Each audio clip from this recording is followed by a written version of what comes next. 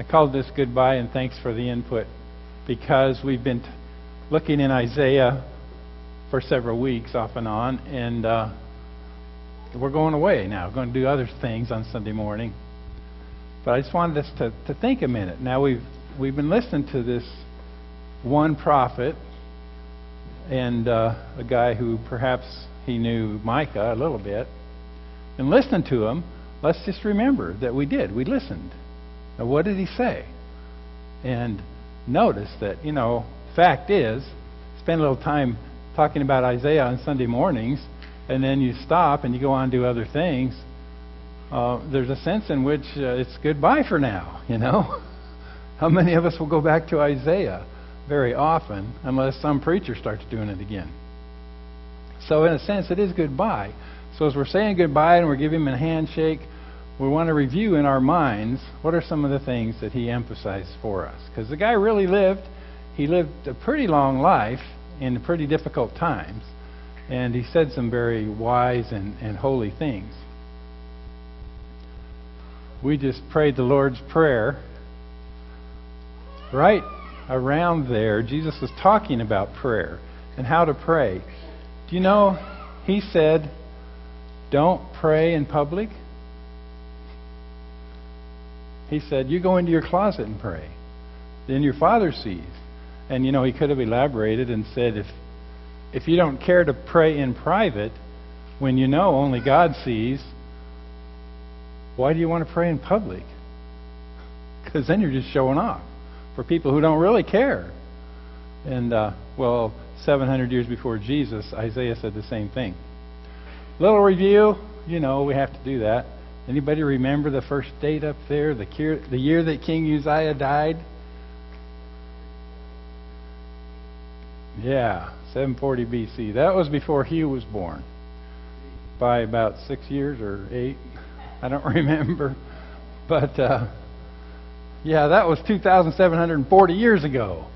In that year, Isaiah had a special experience with God and a special, encouragement and call to do what God wanted.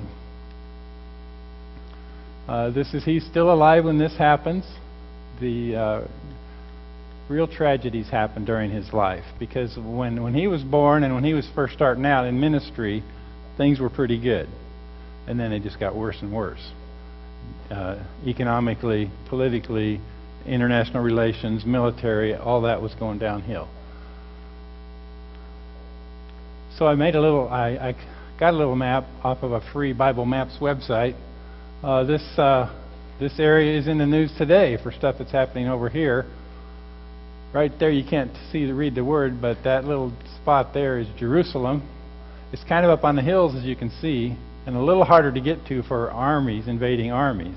So what had happened was the Syrians had come from over here and come up around down through what is now Syria, and down through here, and they just obliterated this kingdom, which was like a cousin kingdom to Isaiah's kingdom, where he lived. They obliterated it. And then they came on down here because Egypt was making some noises, and then they came back up, and they put siege around Jerusalem. It was a very nasty time, but they didn't get it. This is one of the very few cities that king didn't actually conquer, maybe the only one. So they survived. So that map, it says almost wiped out. It was serious. It was very serious. And Isaiah lived through it. So when we say Isaiah lived in difficult times, just in these terms, political, world political stuff and military stuff, it was very serious. So I had given these 4 themes that are present in Isaiah in all his writings and teachings. It is a hard, sad situation. The religion, though it was the right religion, was disgusting to God and to some of the people, including Isaiah. There was a whole lot of mistreating people going on, and there was always major hope that was stressed. This is all stuff that's characteristic of this guy to whom today we are saying goodbye for now. But it's good to remember, good to remind ourselves. Goodbye for now, and thanks for the good guidance. Now, we've only looked into a few of the chapters in Isaiah, and there's 66 of them. the second longest book in the Bible. Massive. But seriously, if you sit down in chapter 1, if you sit down in chapter 8, chapter 9, chapter 58, and read them a few times, you get the point. You know, what he's doing, what he's saying, how all those themes are there, including the hope. So now, would you read with me a few verses out of chapter 1? And remember what I said, Jesus said, don't pray in public just to be seen by people. What is Isaiah going to say now about their praying? Let's read it. Would you read it with me? Isaiah chapter 1. When you spread out your hands in prayer, I hide my eyes from you. Even when you offer many prayers, I am not listening. Your hands are full of blood. Wash and make yourselves clean. Take your evil deeds out of my sight. Stop doing wrong. Learn to do right. Seek justice. Defend the oppressed. Take up the cause of the fatherless. Plead the case of the widow. Come back to this in a second. Come now, let us settle the matter. I got to stop here because if you're older than dirt like me, you memorized this in the King James Bible 100 years ago, and it says, anybody know what it says? Come now and let us reason together. Come now and let us reason together. It's like God says, would you sit down with me and let's talk sense? You know, come on. Let's reason together, which a little more accurate contemporary translation is, come now, let us settle the matter. Read with me now. Says the Lord, though your sins are like scarlet, they shall be as white as snow. Though they are red as crimson, they shall be like wool. If you are willing and obedient, you will eat the good things of the land. But if you resist and rebel, you will be devoured by the sword, for the mouth of the Lord has spoken. That mouth of the Lord has spoken is the last line also of Isaiah 58, which Connie recited to us a couple times recently. Go back to this first slide. I'm going to ask you this question. Why, I mean, of all things, if people are going to pray and they're going to do it kind of dramatically, you know, spreading out their hands and looking up to God and speaking aloud their prayers, why won't He listen? Why does He, you know, it's like, shut up. You're irritating me. Why? Can you tell from up there? Because what?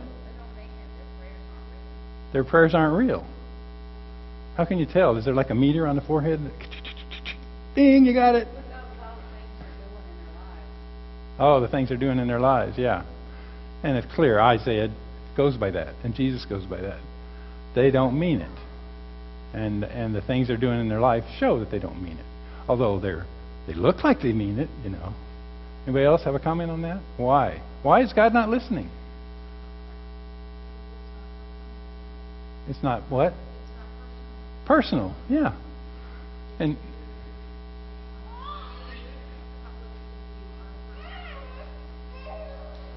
if, you know, to use a homely example, as I do a lot, if I only ever said I love you to my wife when we were in front of other people, it would start to wear thin. She'd start to think, well, I tend to not believe this. The same with the Lord. The only time you tell me you love me is when you're standing in front of other people. Okay. Now the next slide. He actually, you know, the offenses are dramatic. He doesn't tell us what this means exactly. Your hands are full of blood. But other people were suffering for what these religious people were doing. And they're praying, and they got it all down. But somehow, other people are suffering pretty severely. When you use the word blood, you know, that's pretty severe. Okay, here now, I said one of the major themes in Isaiah all the way through is hope. Give me a couple points of hope out of this slide.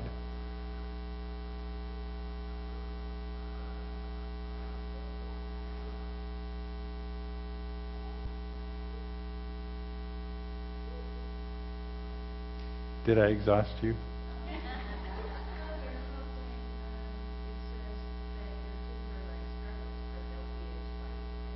Yeah.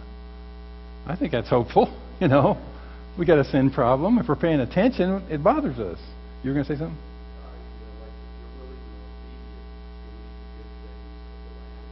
Yeah.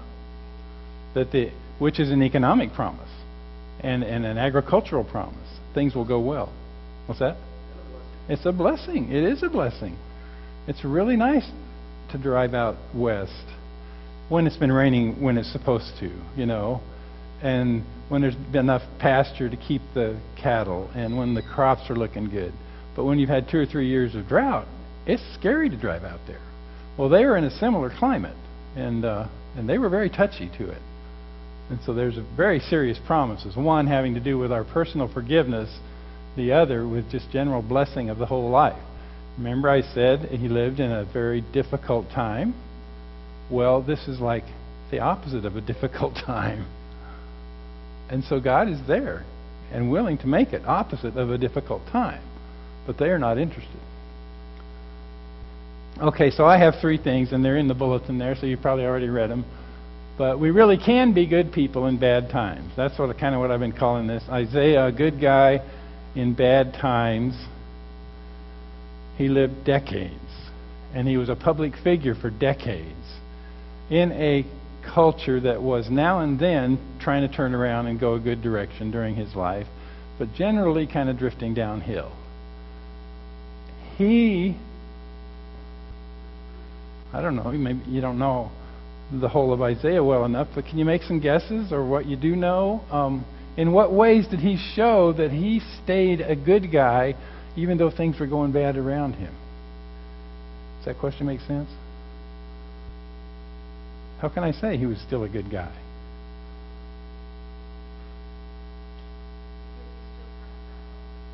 He did still talk about hope.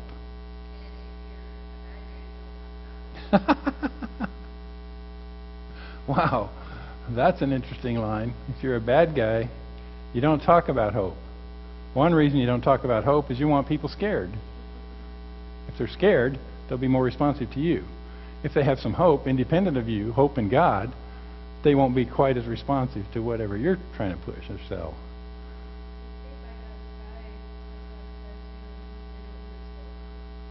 Yeah.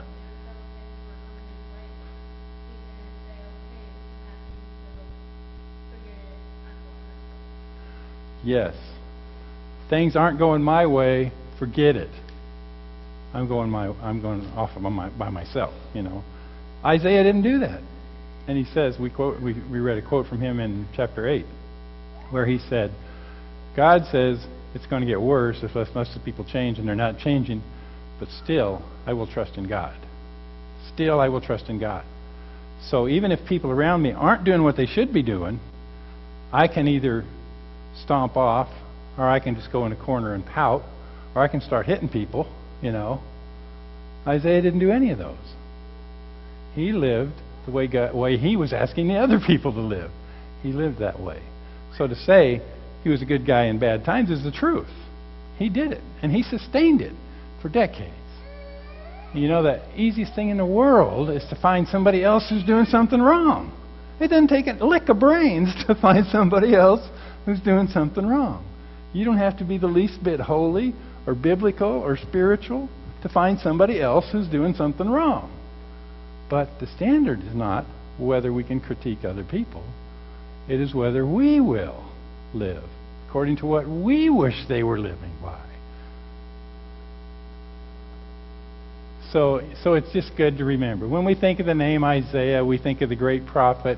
He gets quoted in Handel's Messiah a lot, so around Christmas time we hear a lot of Isaiah's words. We think, what a great man, how wonderful it must have been to be Isaiah, an awesome poet, a brilliant thinker, a holy man. The fact is, he lived in hard times. And depressing times because the trend was like this. And he stayed a good man. So it's a wonderful example for us. It really is. So we really can be good people in bad times. Whoa. There it is. God always brings the pressure of blessings. Connie likes to look at my slides before Sunday so she has a clue what I'm going to say. And sometimes she says, I still don't get it. And she read this one and she said, what in the world does that mean? And I said, well, that God is bringing a pressure of good and blessing. And she said, yeah, but what does it mean? And so then I went to the illustration that I like to use. But first, let's notice, in Isaiah, even like in chapter 1, where he's really strong and he's hitting it real hard, he still ends with hope. We read some of it right there. There's hope, good things, forgiveness. All the way through, it's like that. And sometimes it feels like the hope is incredible. Isaiah, Handel quotes Isaiah in the Messiah oratorio, which becomes a major Christmas song, songs for us, because there's so much hope in there. Unto us a child is born. Comfort ye, my people. It goes on and on and on. There's so much hope in Isaiah. Isaiah knew that the pressure of blessing was always there. The trouble with humans is we can resist it. The illustration I like to use isn't quite adequate because we can't resist this one. But what's happening here, without anybody thinking about it or talking about it, is we're all taking in oxygen. If you weren't, you'd be on the floor by now and we'd be calling the EMTs or something. All of us are taking in oxygen. The thing is, we're not sitting here like this going, and trying to shove it in. Excuse me, somebody hit me in the face. We're not sitting here with pumps. If we're doing that, something's seriously wrong. The fact is, they tell me, I've never measured it, that there's per square inch of my skin, there's 15 pounds of air pressing down on each square inch of me. That's a whole lot of pressure. It's no wonder I'm tired all the time. I got to carry all this air around. What that means is, because the weight of the air is there, if this is working well enough to go out like that, the air comes in by itself. I don't have to go shove it in. I don't have to go scoop it up or shovel it in with a spoon or anything. It comes in by itself. Isaiah, it seems to me, when you read him and watch how he behaved, he believed that love of God toward these difficult people was always there. It was always there, like a gentle pressure, not overwhelming, but always there. So that if they would just turn, all of a sudden, it would start to flow. That is the way the Scriptures present it, over and over and over and over. If you'll just turn, it'll start to flow. If God liked to beat up on people, we'd all be toast. God does not like to beat up on people. Jeremiah says it's our own problems that punish us. It's our own backslidings. So when I say this, I believe this is true of Isaiah. However he thought about it, no matter what serious complaint he brought, I think always, I can't prove that right now, but I think he always brought in this message of hope. And you can't do that unless you believe hope is really the big environment. Hope and blessing are really the big environment. And if we're not experiencing it, then we're doing something to interfere. And so he says, like there, if you are willing and obedient, you will eat the good things of the land. If you'll sit down and talk sense with me, your sins will be wiped away. In other words, it's not much you have to do. You have to just open yourself up, cooperate. Just start to cooperate with me. You'll be surprised. You're still not the boss. You're still not the dictator of the universe. It's not all going to go your way. But the blessing will start to come.